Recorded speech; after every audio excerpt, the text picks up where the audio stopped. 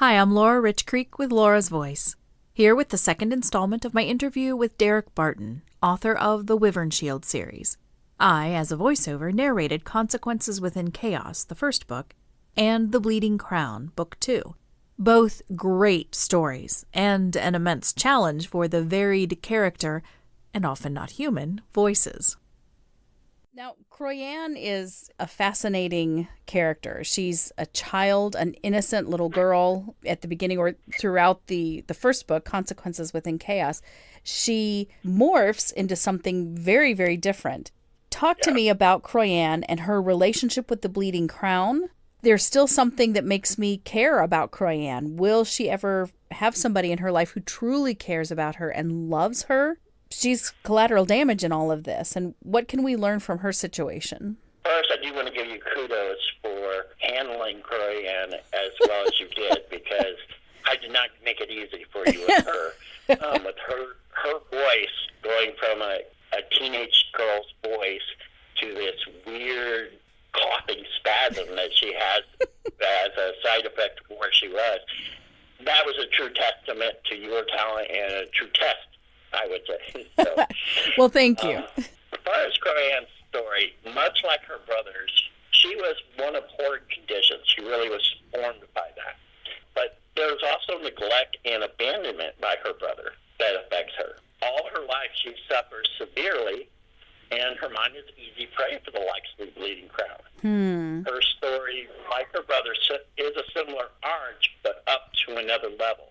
I wanted to explore what happens when somebody that has been so wrong gets immense, incredible power. How far will it go, and how can it be stopped? Yeah. So that was the fun of writing Croyanne.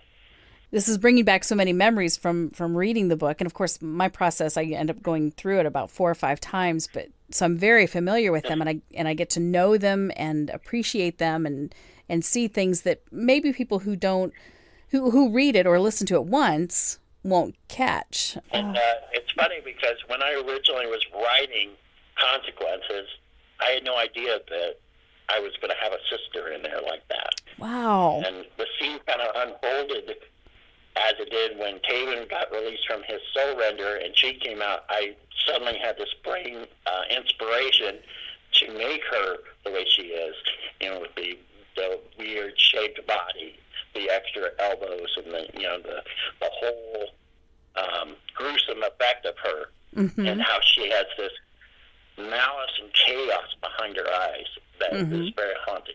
That's a fun part to hear about the writing process when characters write themselves. She literally forced her way out of Soul Render into my story. It was awesome. Like, where did she come from? Oh, that's great. That's so cool. And so neat that you let her do that and let her help create part of the story. I mean, she wrote the second in the series. Yeah.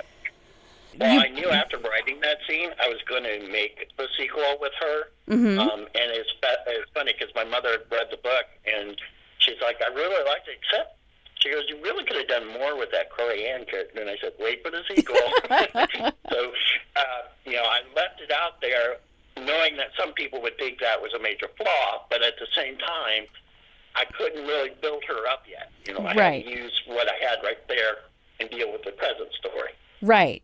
And you did that very well.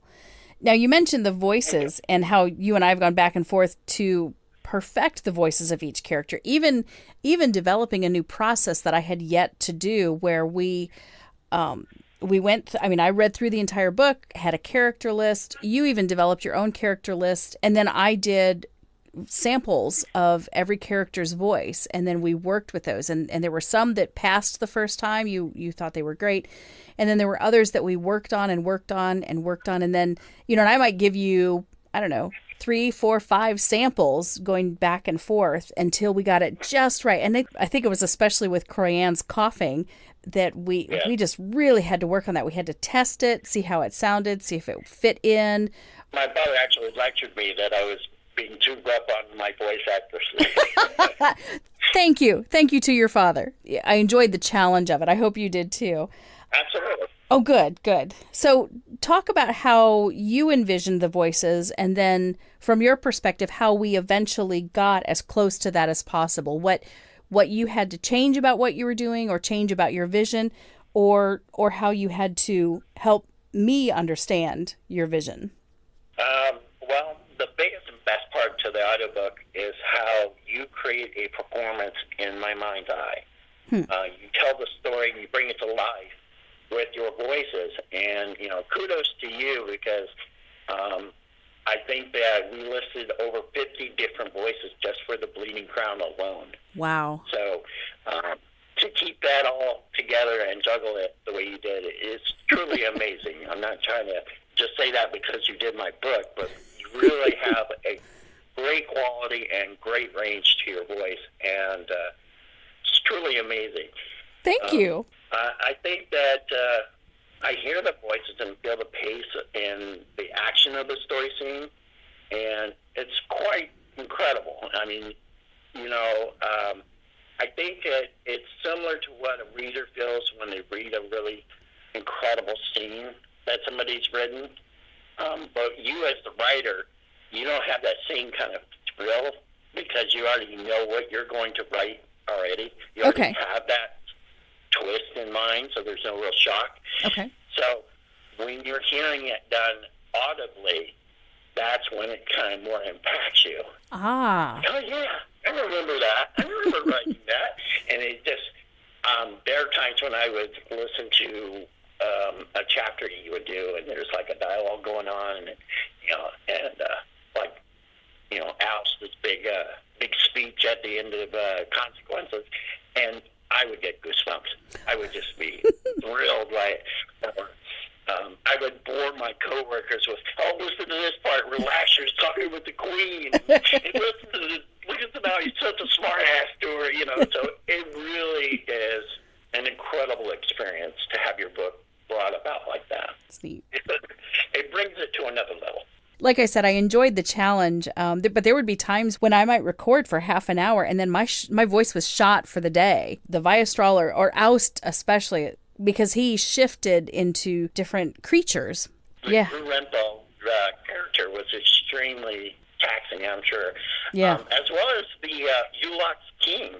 There were a couple of times where you had to go from different characters into this screeching, horrible little lizard creature. Right. I'd forgotten. Kudos to you. Thank you.